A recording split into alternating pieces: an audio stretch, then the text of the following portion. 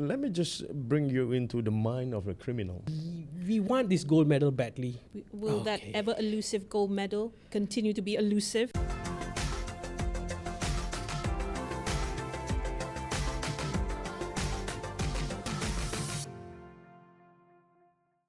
Hello everyone, welcome back to another episode of Beyond the Headlines. I'm Hazwin Hassan. Today we delve into a rather growing concern: missing children and kidnappings. The latest widespread attention was on the case of 6-year-old Albertine Leo, who was kidnapped in Johor and eventually rescued in Batang Kali, Selangor. 5 suspects have been arrested so far, with police still hot on the case. We'll take a look at some statistics, emerging trends, police strategies, community involvement, as well as preventive measures. So for this, I have with me in the studio renowned crime analyst Kamal Afendi Hashim. Kamal, welcome to Beyond the Headlines. Thank you.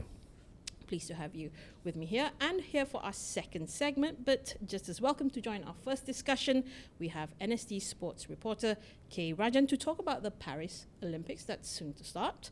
The opening ceremony later is tonight, right? Yes. Yeah. Thank you for having me, Hazwin. Rajan, very pleased to have you join us as well. Both gentlemen, thank you for your time and for this episode of Beyond the Headlines. Now, to start off with, let's take a look at the statistics on missing children in Malaysia. So last year there was 710 reported cases of children under 18 who went missing between January and November 2023. Fortunately, 634 of them were found, which is an almost 90% recovery rate. So these figures were shared by the police from the Bukit Aman Sexual, Women and Child Investigation Division earlier this year. However, a substantial number of children still remain missing. So, Kamal, perhaps you can shed more light on this. What are your thoughts on these figures? Are our children just statistics? In my world, the world of crime is quite normal to have this statistic. It is expected, I would say, because if you were to divide it by numbers of population per capita, for example, 100,000, that will be very, very small, but expected figures. Yeah?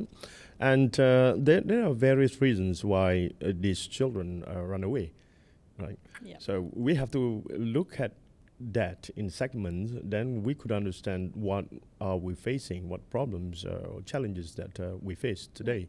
For example, some run away because they want to get married. This is a real case involving 11 years old from the northern part of Peninsula.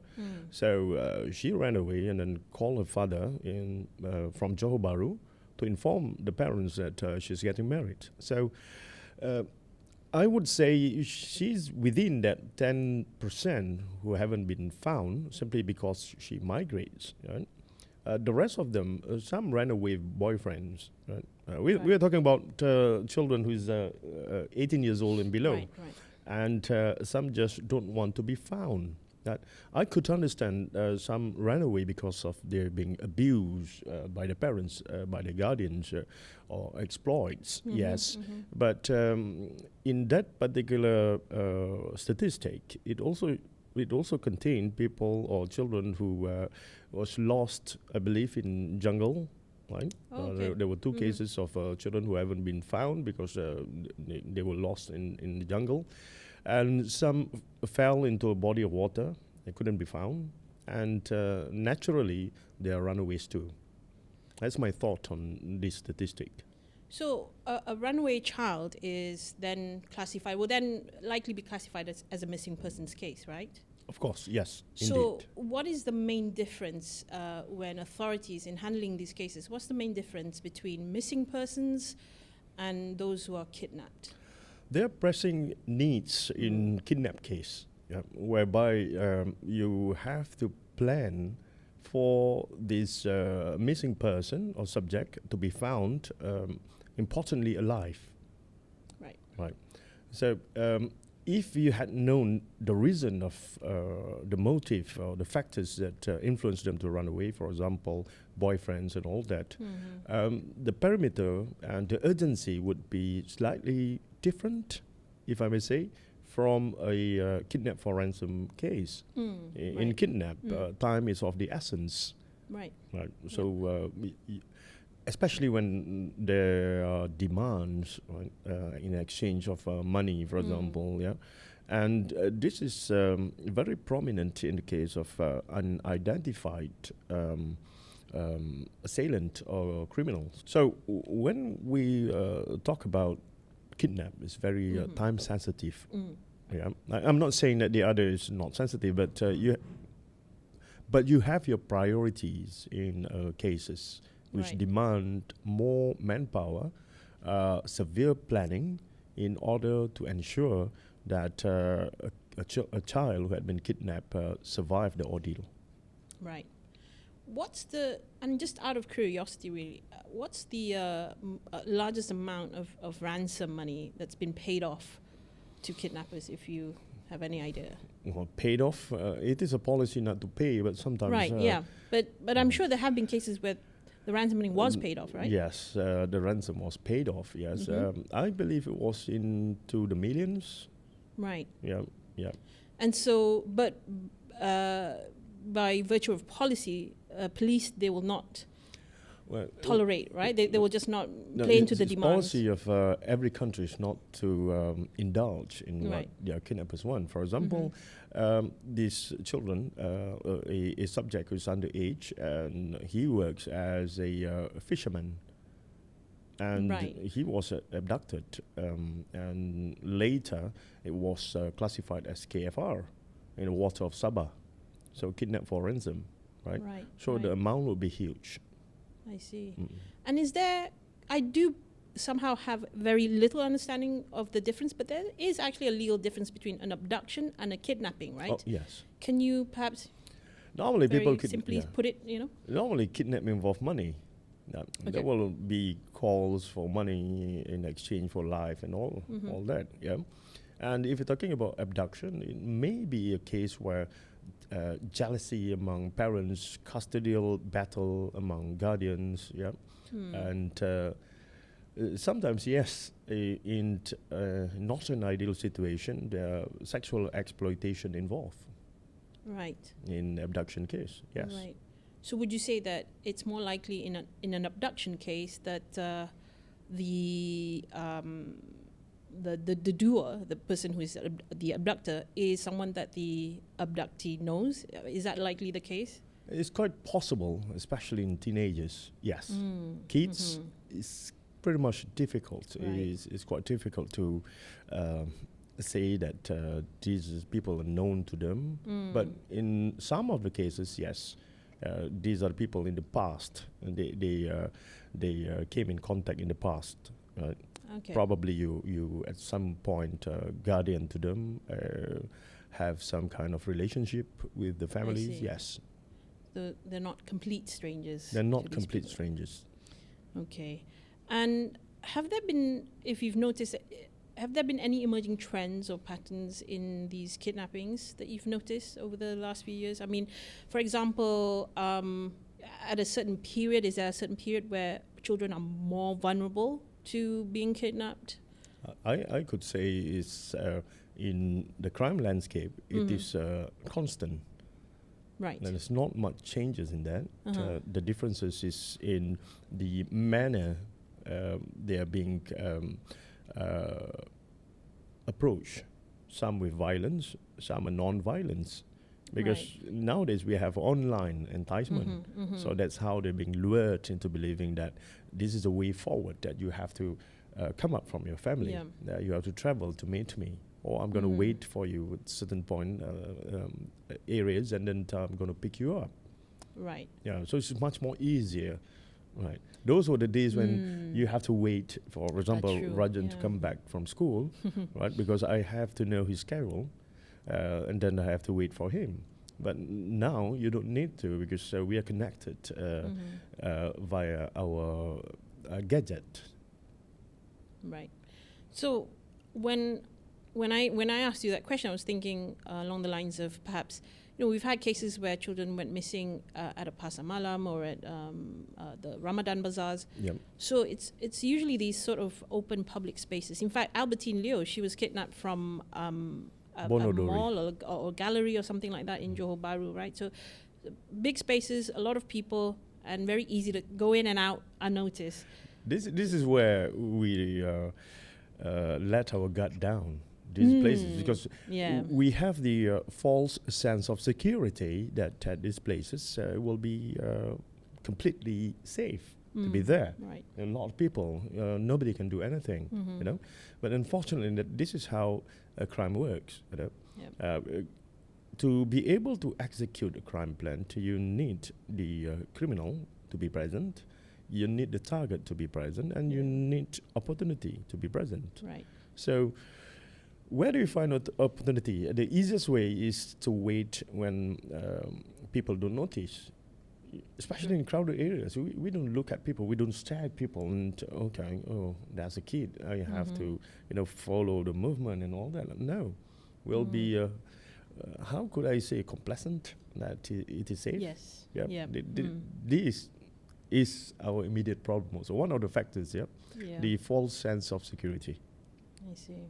Even if you're in your residential area, Taman Permainan or something, you would feel familiar and you feel comfort. This is your comfort zone. There's nothing to worry. True. And this is where it happens most. Yeah. It can happen that way. It's easy. Rajan, do you have anything to add? Yeah, that's more and more scary because everyone is would let their guard down. Oh, yeah.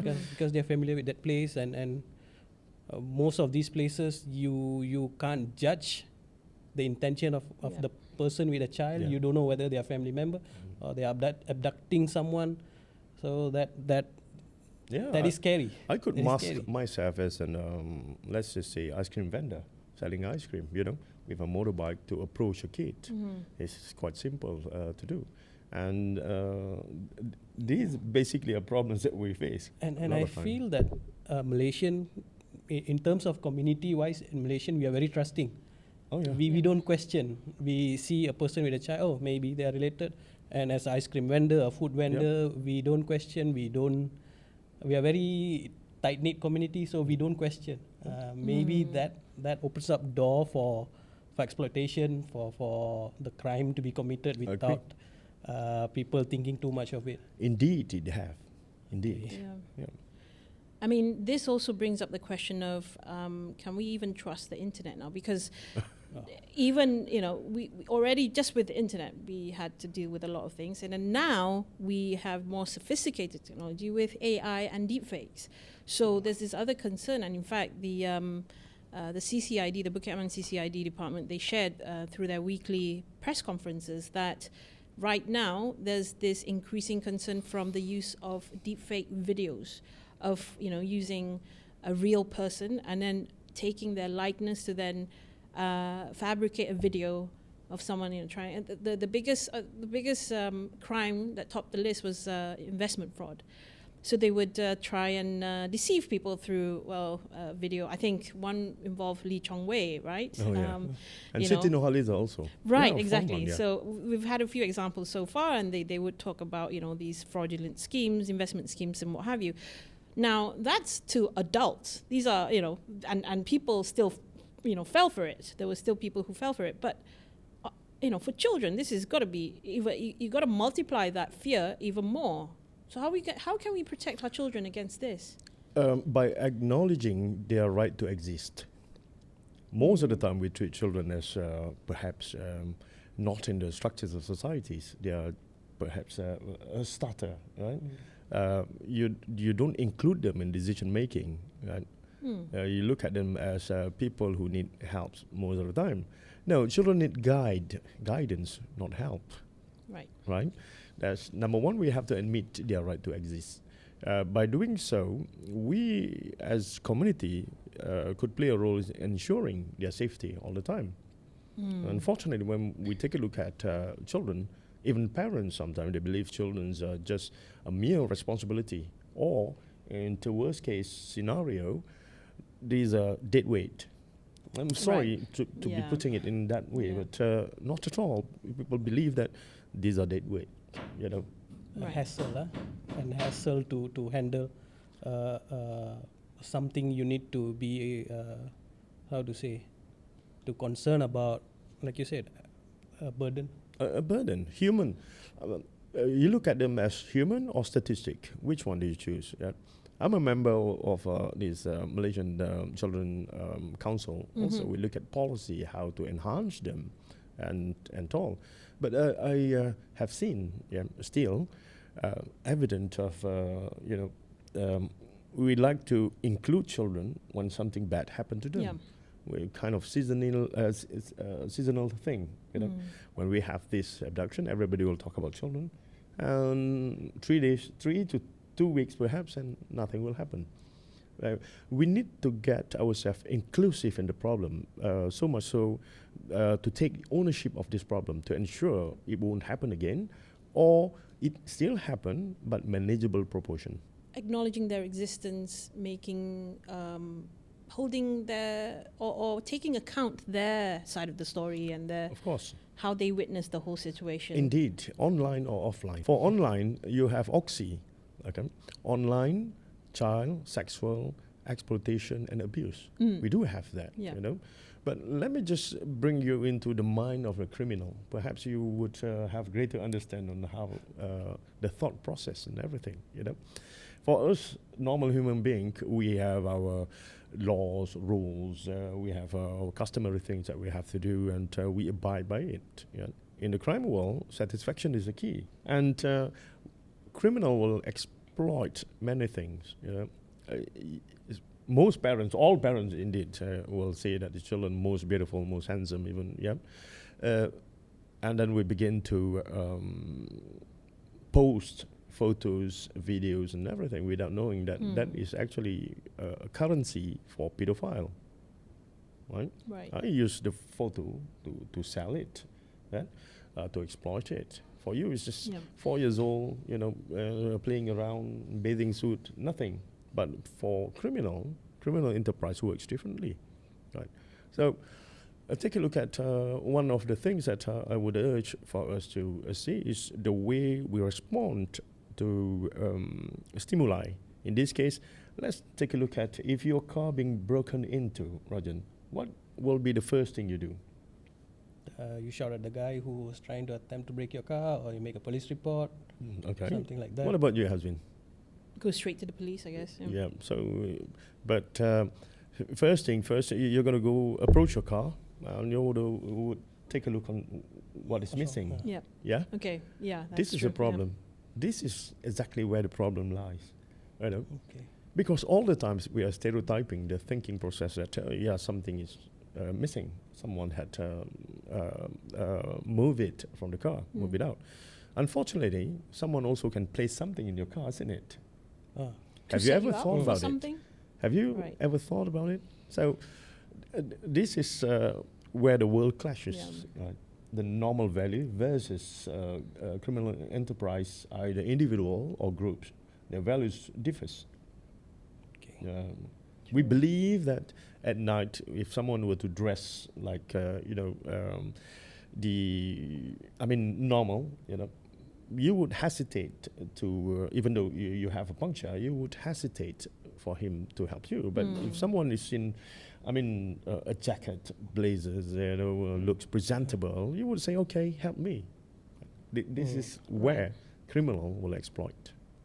Your thinking process, your thought process itself is, at default, is defensive to our environment. We would say something is missing instead of something being placed. Right.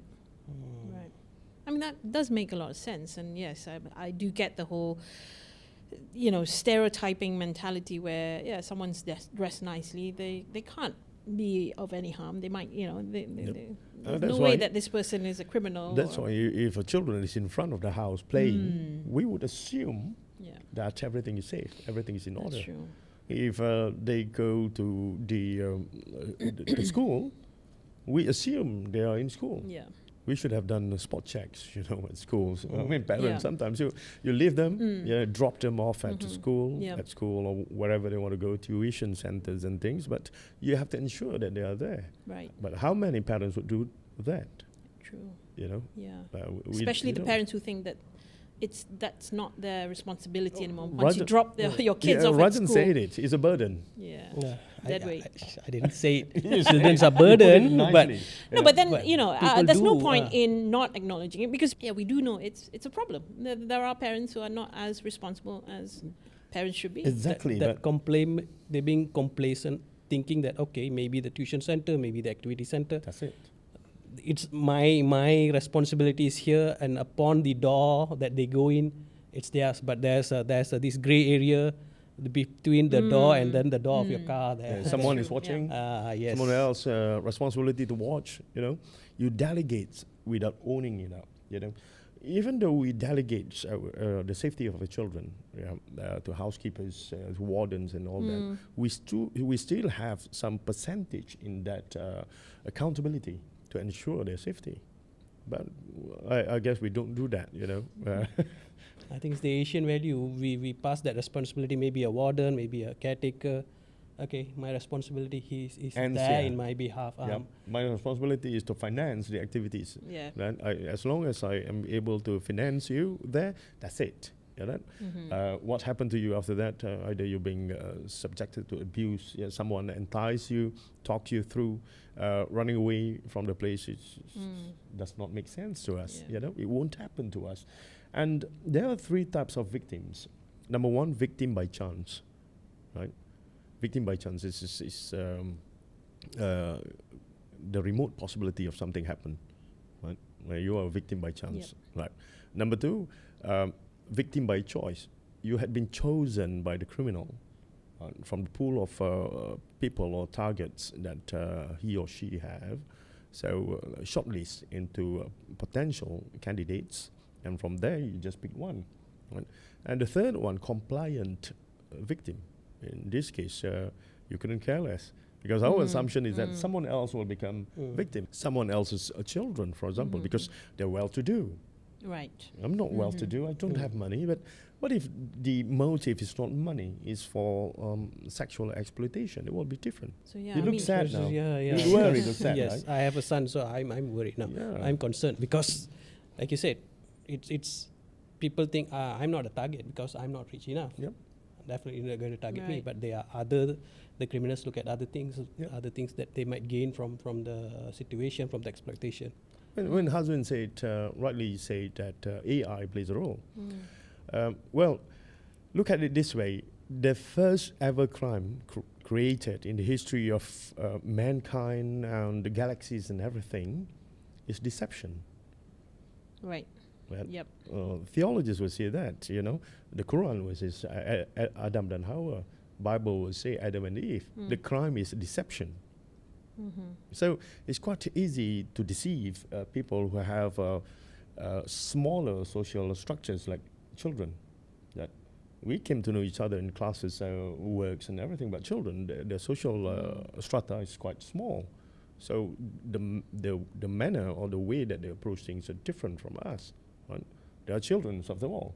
Right? How many parents care about what's going on in children's life? Yeah.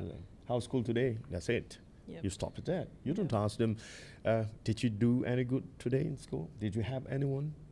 Tell me.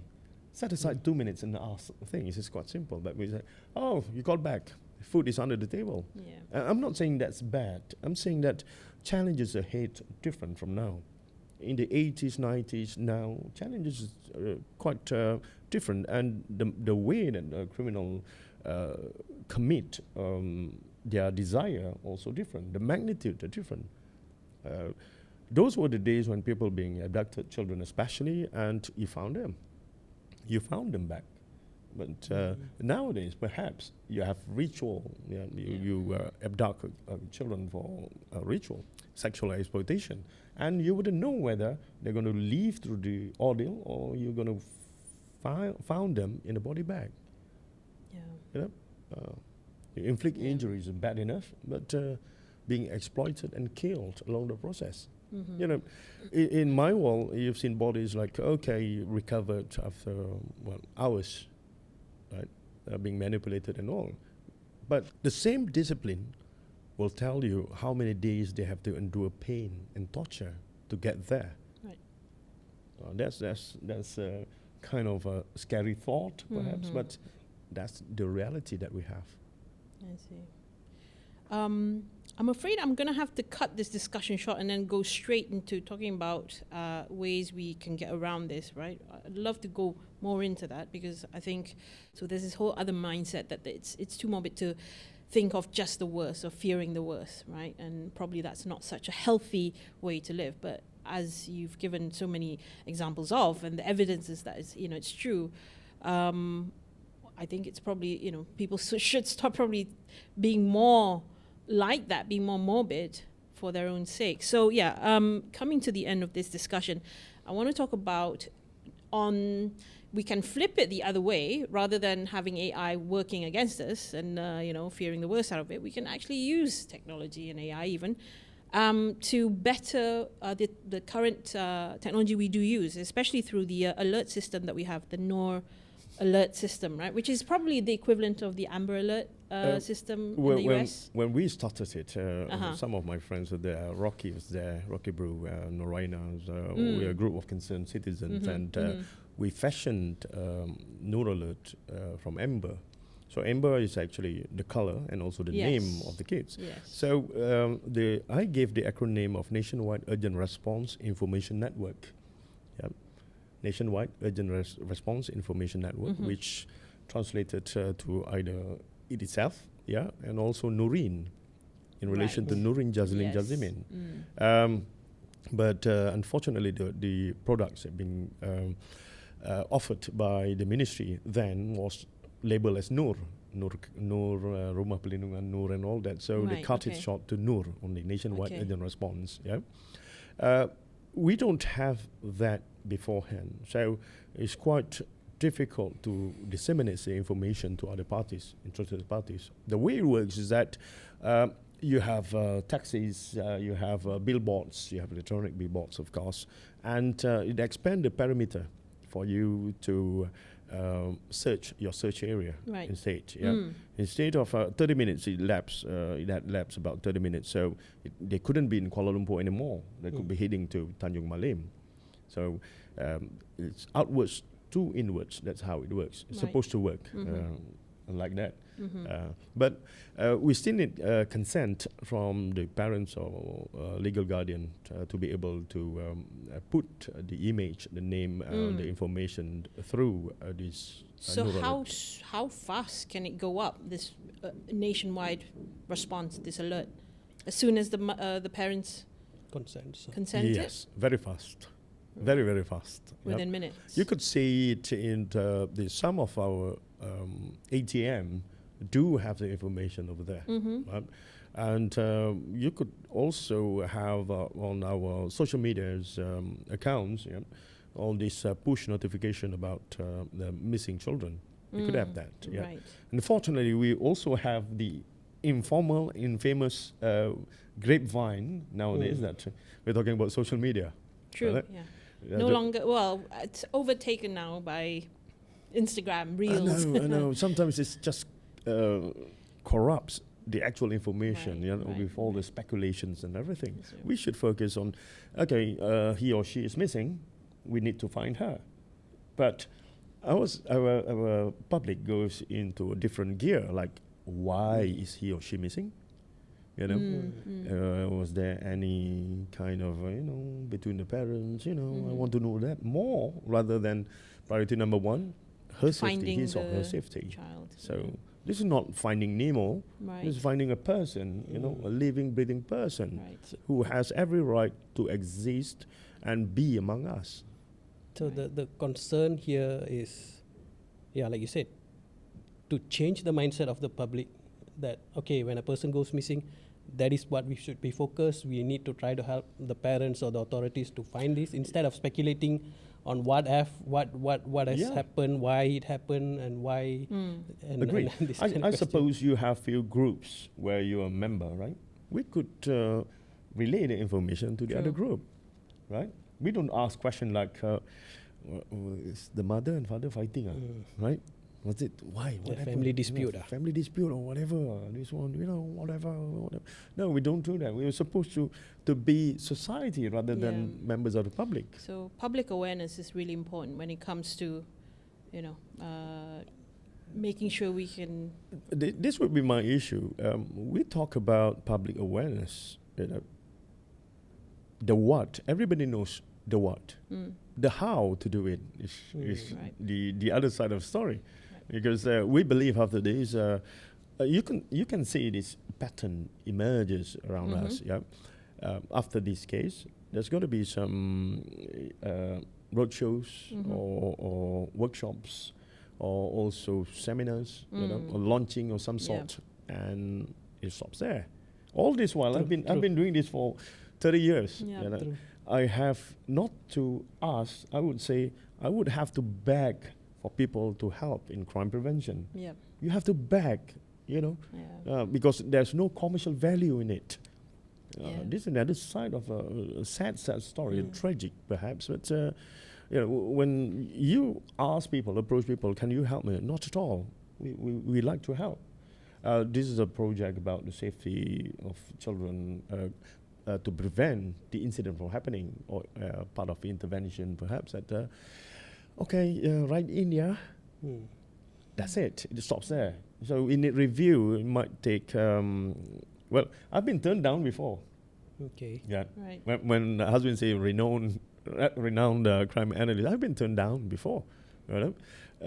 Simply, you want to put better measures. You want to simply because you want to put better measures. You want to cripple whatever problems that we have to go forward. We need everyone, including the business society, to be inclusive. Right. But I can't reward them. So what is it in for them?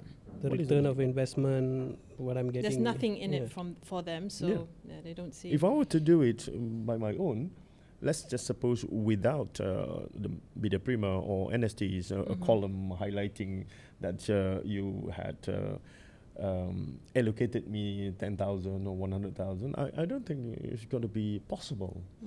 You need exposure. True. And you mentioned about the society needs to, the community. Yep. It's not about public, it's a community thing. I'm not looking for sponsors. I'm looking for partners in That's crime true. prevention, rather. Well, as they say, it takes a village.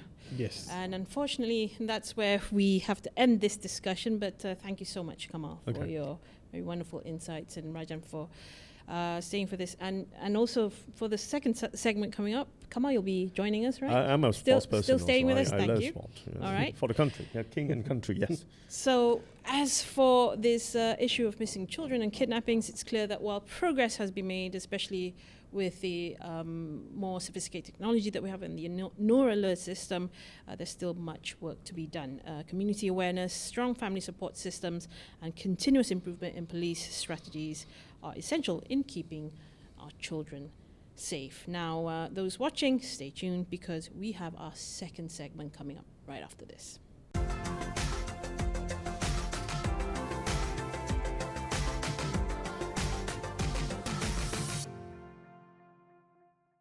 Hello and welcome back. This is our second segment of the show today. So in this segment, we're going to talk about the Paris Olympics. So it's set to open today, the opening ceremony. And it would mark a historic departure from traditional formats with its first ever outdoor opening ceremony along the Seine River, with athletes parading in boats. This innovative approach aims to showcase the beauty of Paris while enhancing spectator experience. Security is tight, with French authorities collaborating with international counterparts to ensure the safety of 7,000 athletes and 300,000 spectators expected to be there. As preparations intensify, a recent rehearsal highlighted the logistical challenges and heightened security involved. IOC officials have expressed confidence in the event's success, promising a breathtaking spectacle. For Malaysian athletes, this unique environment presents both opportunities and challenges as they prepare to compete on the global stage. So Rajan, thank you for still staying on. This is your segment now, all about the Olympics. the biggest games of them all. Right, so we're going to start with the expectations for the overall atmosphere of the Paris Olympics. What's the vibe going to be like going into this? Like you mentioned, Hazwin, this is the first time an opening ceremony is not going to be done in a building, not in a stadium. So when usually you do opening ceremony in a stadium, you are in a controlled environment. You have plenty of rehearsals, you have choreography, everything is done, everything will be on the dot. And now I see the challenge, you're going to do it in a river, boats, in a city, and the logistics of it, the planning, the choreography, what you want to see, what you want to show to the people, to the world. On top of that, all the security concerns, all the security arrangement. I'm looking forward. I usually don't really be focused with the opening ceremonies, but this time it's something that I want to see how different things going to be, and usually every opening ceremony will showcase something that will be brought forward to the community, to this public, some technology transfer for somewhere, something. So it's if you look at previous opening ceremonies, they had light display, laser shows this, and eventually it moved into other part of the industry, shows, and this time it's total open air. So it's what kind of new things can we see there? It's quite exciting. So it's a mix of both the excitement of something new, but also to be on your highest guard, really, because you're now exposed to a lot more elements. Yes, as you and how much more you can control, how much control you have on staging something. So it's something that I don't know how they're going to pull it off at the first place, and how exciting it's going to be, because everyone will be glued to the TV, because every country in the world going to see your flag, your athletes marching in, the feel of pride being represented there. So it's a special moment. You can be the smallest country. Nobody might not even know how to spell your country's name, but your athletes going to be there. They're going to see your flag. And how have our athletes, our Malaysian athletes, adapted to their training to prepare for the games there? I mean, as all the other Olympics in the past, it's held in the summer, so it's no different to Paris in the summer. So, in terms of, I think, the 26 athletes we have there used to be competing in Europe summer. So there should be no issues at all for them to be there. Yesterday, I spoke to Dato' Hamidin, our chef de mission, and he said everything is in order. Athletes are comfortable. There's no issues with the weather. Everyone is healthy. Everyone resting well. The food is great. I don't see there's issue. But again, the chat with Dato' Hamidin, he touched about the security arrangement, which for me, it is very refreshing, because not much. He said he have talked to the police. I'm not sure whether they have done it with all the contingent.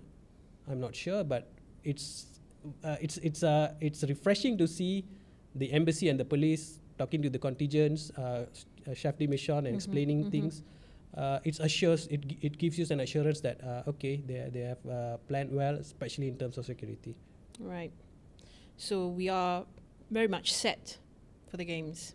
I believe so. For the I believe so. fortnight, They again, France, anything can happen at any time. The people are very passionate, and they are very vocal in showing it. Yes. You will have a month, there's some sort of demonstrations, this and that. It's normal in France. So I do something behind in mind tells me, okay, something might happen there, but the security arrangement, the safety is well taken care, well planned. Talking about the team, right? So you briefly said that it was a team of 26, right, athletes. That's a pretty small team. In fact, I think this is the smallest contingent we've sent to the Olympics. Yes, in history. In recent time, yes, it's a small group of athletes, smallest contingent. But you have to keep in mind that if we really look back, this Olympic is actually 3 years. We had a year of COVID, so usually it's a 4-year cycle. So the qualification process is cut to 3 years. It's compressed. If we had that 1 year, maybe we would have more athletes qualifying. A lot of people are not aware of this. So the process of qualifying will be a 4-year process, and now it's 3 years. So unfortunately, we have end up with this small contingent. But they're quality athletes. All of them have a chance of winning medals. Yep. We wish them well. 2/3 of these athletes, they're all debutants, right? This is Yes. their debut This is showing. the good side of it. Some of the athletes are on the 3rd Olympic, which is the every 4 years. So they are about the end of their career. And we have another group of young athletes who debuting in their Olympics, their first Olympics. We have Nurul Izzati, 20-year-old, her first Olympics. So it's a start and an end kind of group of these 26 athletes there for us. Right. So what are our chances then? Will that ever elusive gold medal continue to be elusive to us? We want this gold medal badly. For me, I've been a reporter for 15 years, sports reporter. I want to see it win for Malaysia, a gold medal. This is something that not everyone can win. We have tried our best. This is the best group who have qualified. This is the group that have the chance. They have worked hard. The athletes, the sports administrators, the ministry, the Majlis Sukan Negara, MSN, the National Sports Council, the National Sports Institute. Everyone have worked to this. Like any other competition, we have a chance. Anything can happen. But to be honest, my personal opinion, I think a lot of people will agree with it. They want to be positive. An Olympic is the end product of what our athletes going to produce there. This is the just stage, the final, what they're going to do. Yeah. We need to look at the process of making them being a contender to win a medal, a gold medal especially. We need to look at whether we have done the best to make this athlete to have the chance to win the gold medal. And this is a part that I think we are not there yet. We need more refining. There's more planning. To be honest, I want to look at LA 2028. That's the next Olympic. I do see that whenever we look at Olympic, yes, we want to win medal, but we need to start planning for the next Olympic itself. Already. And we need to have that athlete who can win a gold medal there.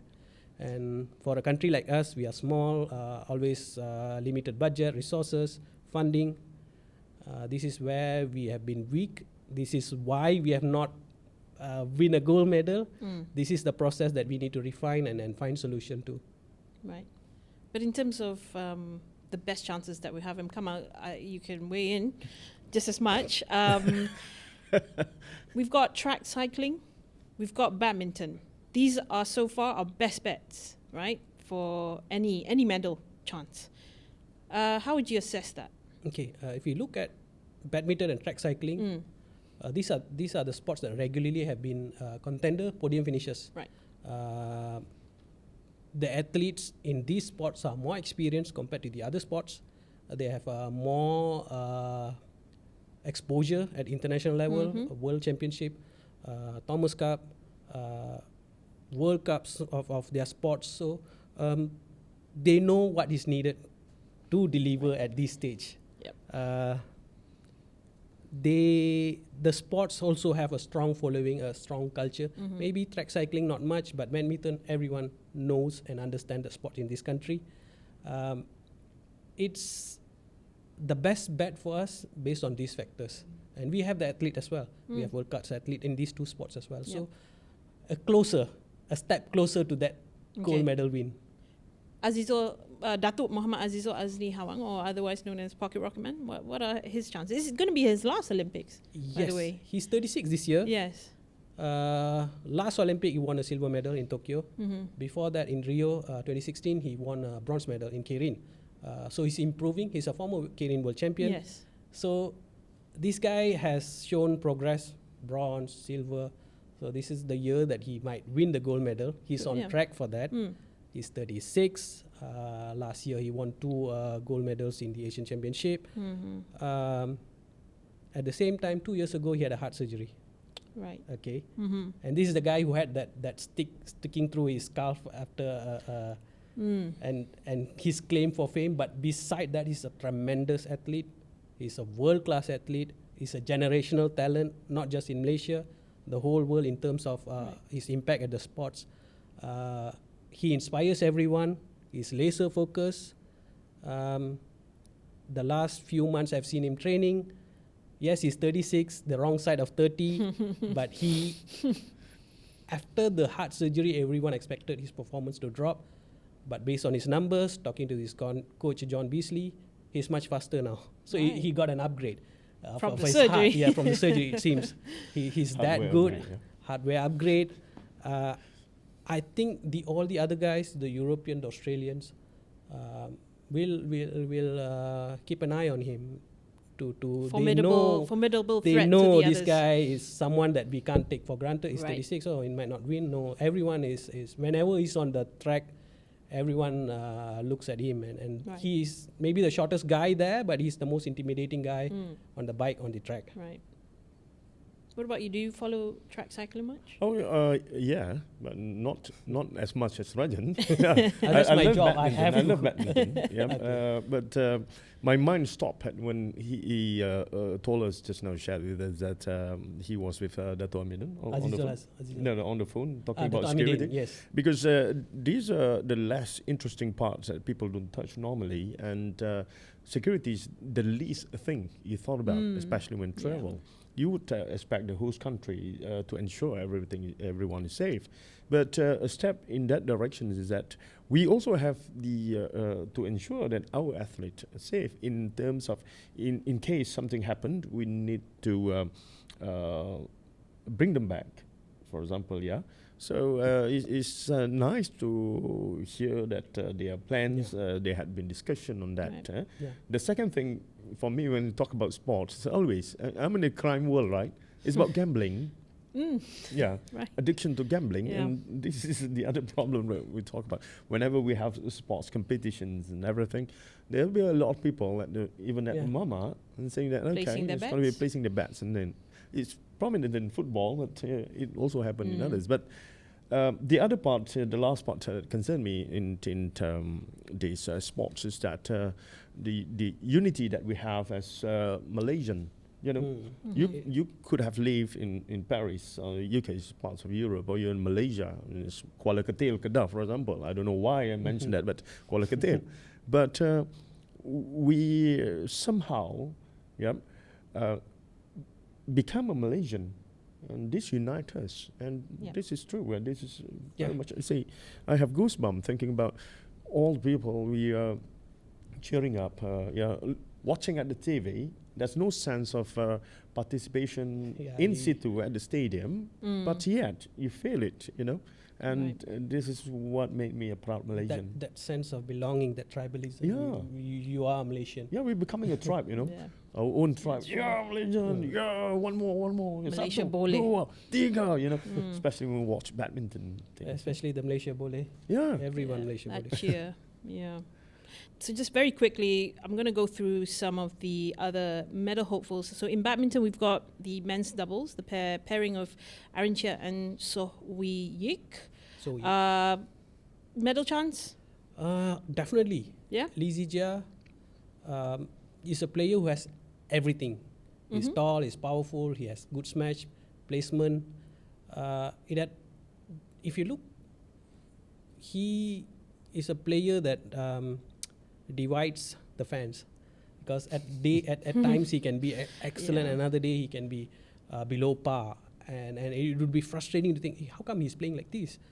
But again, towards the Olympic, he actually showed tremendous progress. He has showed what he's capable of doing, and I think he's on the right frame of mind heading towards the Olympic. And he's a player who can conjure magic with his racket. He can do anything.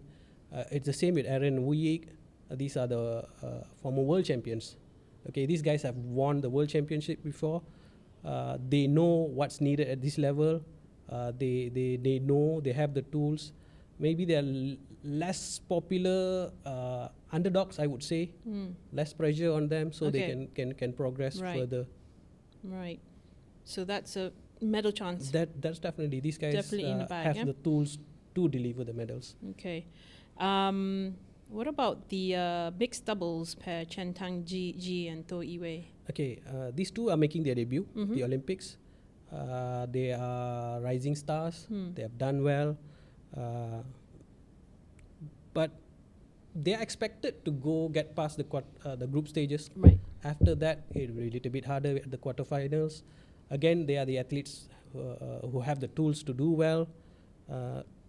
For this stage, for an athlete at this level, the difficult part is not their ability. It's not about their ability or their performance, what they can do. It's making that consistent performance. Right. This is the hard part, especially at that one period of short, 2 weeks, 3 weeks of the tournament. You need to be consistent from day one until you reach the final and win the final. That's what defines a gold medal winning athlete. This is what we have been lacking here and there. Yep. But potential, yes, there. But they have a little bit harder, harder path to reach there. And unfortunately, they are better opponents. They are debutants, so there are more seasoned opponents awaiting them at the later stages of the competition. What about in diving? Okay. Our divers? We have Dabita Sabri, and she is coming off injuries. She's injury free now. She finished. She almost finished on the podium at Tokyo. She finished 4th. She was very unlucky with her injuries. She got a quota, so it's like a wildcard slot for the Olympics. Maybe there's lesser expectation, lesser burden on her. So she's again another athlete coming in as the underdog. Underdog. She because it's a wildcard slot, like a qualification. So there's less pressure on her. The days that leading towards the Olympic before she depart, she looked very bright. She's happy. She said, I'm injury free. She's not burdened, but she said she's going to take a day at a time for competition, first round. She is not going to put excessive pressure. And this time, yes, we love our divers in this country. And there's always a lot of expectation on them. But this time, since she qualified, we got to know that she qualified a bit late, a few weeks before the Olympics. So she's very relaxed. She's recently got married as well. So I think there's less expectation, and I expect she doing well. And then for another diver, we have Bertrand Rodrigue Lisses, debutant as well. First Olympic for him. It would be a learning curve for him. What's his specialty, by the way? He's, if I'm not mistaken, springboard, if I'm not mistaken. Springboard, the 3 meters. He suddenly burst into the scene. Right. In a new guy. The technical director, Brian Nixon Lomas, our former Olympian, he said, okay, we want him to see and see how he's going to do. There's no much pressure on him. I don't think it's fair to expect a debutant to do more than punch above the weight. You finish on the podium is excellent. If you go to the final, great. Even if he could finish in the top 10, that would be... Yeah, it would be good. It would be good. As long as you progress. This is your first Olympic. Yeah. As long as you show progress, your difficulty, your points shows increment, good enough. I always admire, not by their effort, but their sacrifice towards this winning the first gold medal. There are a lot of things that you have to do, to compensate for many things. Sacrifices. When we talk about sacrifices, whenever we talk to the athlete, they would say, "Oh, I have to skip holidays, festivals," but the things they do in training. Training is one thing. Training is effort. That's the effort. The other part is sacrifice. And getting the best, the daily increment. Okay, I get extra 5 points today. I extra difficulty. All those. You cannot count those, but those are the sacrifices that accumulate into a gold medal, a winning performance. But I suppose there's a lot to look forward to. I mean, with all the sacrifice and the hard work, it can literally pay off, because if you get a gold medal, if any of the athletes can clinch a gold medal, they're going to be rewarded with ringgit. Yes. This time, reward prize, right? credit goes to the Road to Goal program. They managed to secure a lot of the ministry, YB Hanayo as well. Everyone outdid themselves. The reward this time, yes, every time we see there's a announcement of, they're going to get this. I think this time it's quite lucrative. If we get that elusive gold medal, some of them are settled for life. Of course, we have the Shakam, the National Reward Scheme, which is lucrative as well. Right. Yes, this gold medal would see some of the athletes could retire. They get with whatever that amount of money. house, money and everything. Yeah. But of course, we don't want them to retire. No, of course, if they especially if they're don't young. Yes, They're the young younger still. ones. Yeah. As in, if it was available, say 30 years ago, I would have. You been would have- happy, yes. you He know. would have qualified for a Yeah, spot. yeah. we were a bit late on rewarding our athletes. Maybe if we had this carrot long ago. The reward and incentive, Yes. motivation behind it. But it's not just the monetary incentive there, but I think instantly you win a gold medal, you're a national hero, and Yeah. you'll be talked about for a long time. Like in the same way Joseph Schooling was, right? When so he took Singapore. the medal away from the gold from the all-time, the best Yeah, Michael Olympic Phelps. champion. Yes. What was it? Yeah, Michael Michael Phelps. He's still being talked about in Singapore. Everything's going to be named after him. When you're an Olympic champion, it's not just about Malaysia. You are the world champion. World champion. So yeah. for the next 4 years, you are the champion of the world. Yeah, So your name is there. You're immortalized. that's Okay, true. you're there forever. And for us, a nation who have not won a gold medal, this is something that national pride, national hero, History books. history books. There is.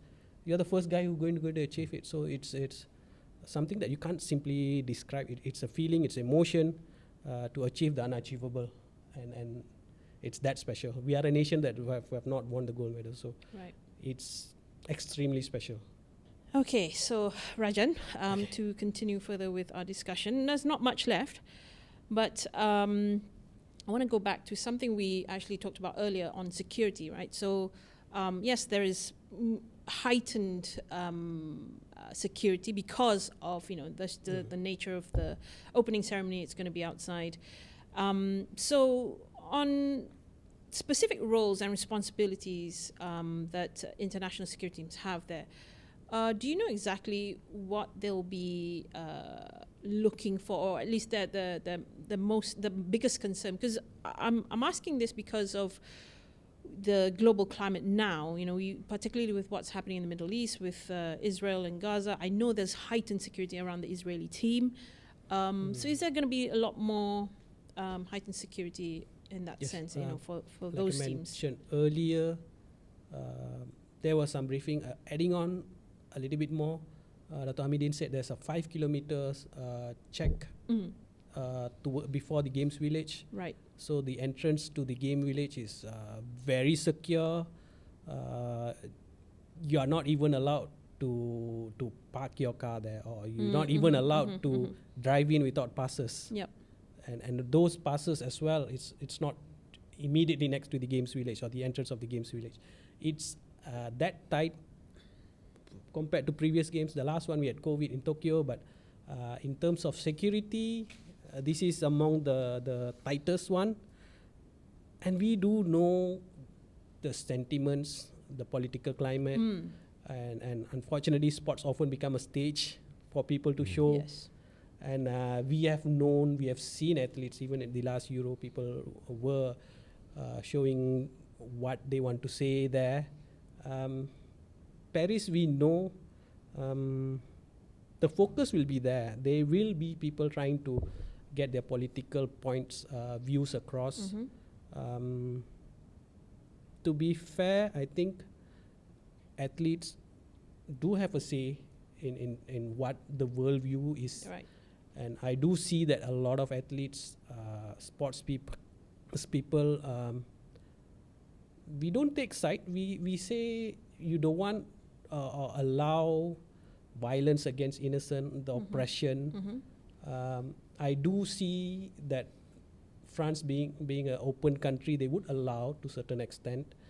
I hope there's no untoward incidents, no violence against the athletes. Be fair. Let them voice out what they want to say. I do see most of them have what they say makes sense. You don't need to send in the riot police against them. Okay, it's a country that known for voicing out things. With the arrangement, the security arrangement, the safety arrangement, I think there should be a space for athletes or certain group of people to show what they want to show, what want to say. Again, as I mentioned, I don't want to see being hard-handed, the security forces to be injuring others, athletes, the public, the protesters, if they're, especially the athletes. And from what I gathered from Dato' Hamidin, our CDM, everything would be adequate. Everything is there. For the past few months, been quite numbers of protesters protesting either for global issues or domestic issues, because France is shifting. The parties, political parties over there, are also experiencing some form of change of baton, if you like, from the president to a different idea. They were a majority, but now they have to work in competent parties to be the majority. So these are what domestically people are protesting about. But as you say, the buffer zone of 5 kilometers to be safe and all that. Nevertheless, we have to take the consideration of every athlete to be utmost importance in that. Yes, you can be from the Middle East, you can be from Europe, but each will be protected. I think the general sentiment, the world abhors violence against innocence and oppression. So I think you need to be on the right side of the oppressor or being the oppressed. We have to make a choice, and I do see this Olympic becoming a very political Olympic. Has the potential, a world dividing Olympic, whether on the right side or the wrong side of the issues. I think they have steps in places that you can't wear this, you can't wear that, perhaps. Yeah. Because otherwise, it's going to instigate something. It's going to instigate incidents. Those elements are expected. Those elements are expected. But I think the plans are in place. It's just that you don't want anyone to get hurt during the Olympics. That's my concern. I don't want to see anyone get hurt. I was just wondering, before we end, have you had a chance to see how the Olympic Village looks like for the athletes? No, I have not. Because the last one, the Olympic in Tokyo, was very tight, but it's because of COVID-19, so it's extremely limited number of people can enter. But this time, buffer zones, proper passes, media check for media, for games workers, volunteers, athletes, officials. So strict movement of athlete. You can't simply walk around anywhere. Right. And Dato' Hamidin did mention he believes in the games village there would be securities who are not in uniform. I see. Well, that's actually a good. So I would welcome that. Yeah. To just not alarm the athletes.